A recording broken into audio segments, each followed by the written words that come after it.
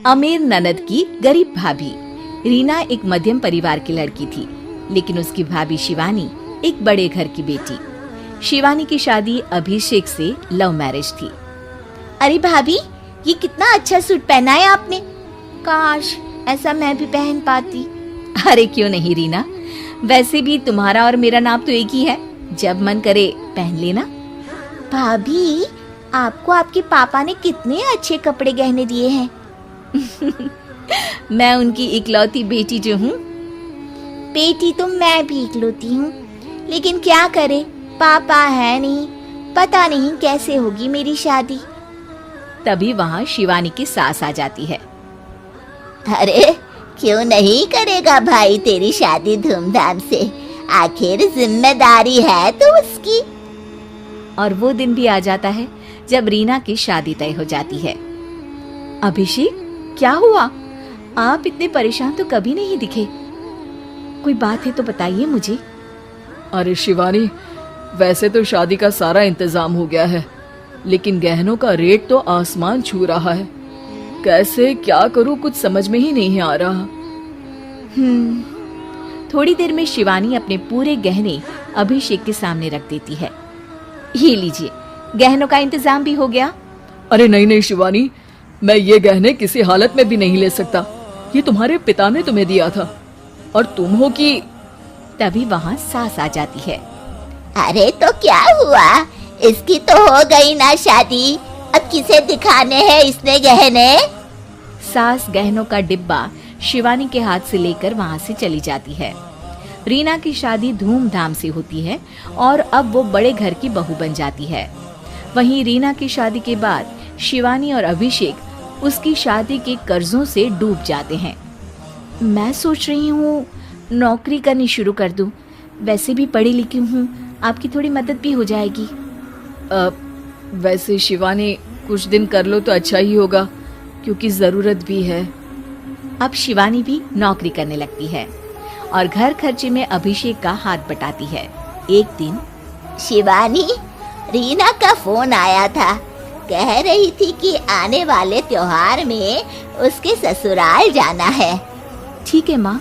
अरे ठीक तो है, लेकिन एक काम कर लेना, उसके सास ससुर से लेकर पूरे खानदान के कपड़े मिठाइयाँ सब ले आना, और हो सके तो रीना के लिए छोटे से कान में पहनने के बूंदे भी। और क्या है ना, शादी में उसे सारी बड़ी बड़ी कान की ज्वेलरी दी थी, घर में पहनने के लिए तो उसके पास कुछ भी नहीं है।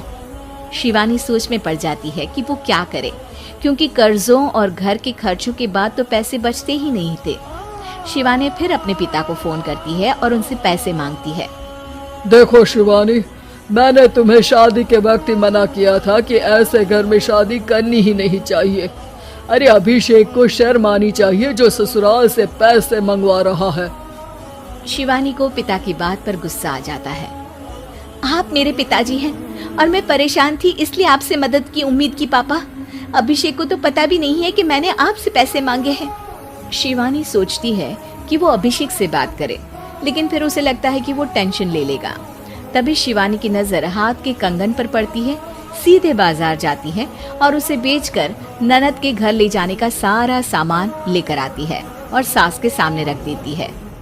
हाँ ठीक है, लेकिन फल थोड़े और अच्छी क्वालिटी के होने चाहिए थे। शिवानी कुछ नहीं कहती, वहाँ से चली जाती है। एक दिन शिवानी, रीना का फोन आया था, बहुत रो रही थी। क्यों माँ, क्या हुआ? सब ठीक तो है ना उसके ससुराल में? अरे तूने तो उसकी नाक ही कटवा दी। अब मैंने क्या कर दिया माँ? कह रही थी कि बड़े घर की बहू है भाभी, जो कपड़े दिए वो ब्रांडेड भी नहीं थे। तू तो जानती है ना उन लोगों का पहनावा कितना अच्छा है। तू तो मेरी बेटी का भला कभी सोचती नहीं। हाय भगवान, अरे बड़े घर की बहू है, इसी बात की जलन है ना तुझे, लेकिन याद रख मेरी बेटी का सोचने के लिए भगवान है, तुम लोग कभी उसका बुरा नहीं कर पाओगे। अब शिवानी के मन में सवाल था कि क्या ईश्वर सिर्फ रीना के साथ है, उसके साथ नहीं। लेकिन उसे सुकून था कि वो अभिषेक के साथ उसकी जिम्मेदारियों को निभाने में बराबरी की हकदार है। शिवानी वहां से चली जाती है। वो सास से कुछ नहीं कहती, क्योंकि अमीर घर की बहू बनकर रीना को भले ही सुकून ना हो, लेकिन गरीब घर की बहू बनकर शिवानी खुश है, क्योंकि खुशी पैसों से नहीं परिस्थितियों पर निर्भर करती है।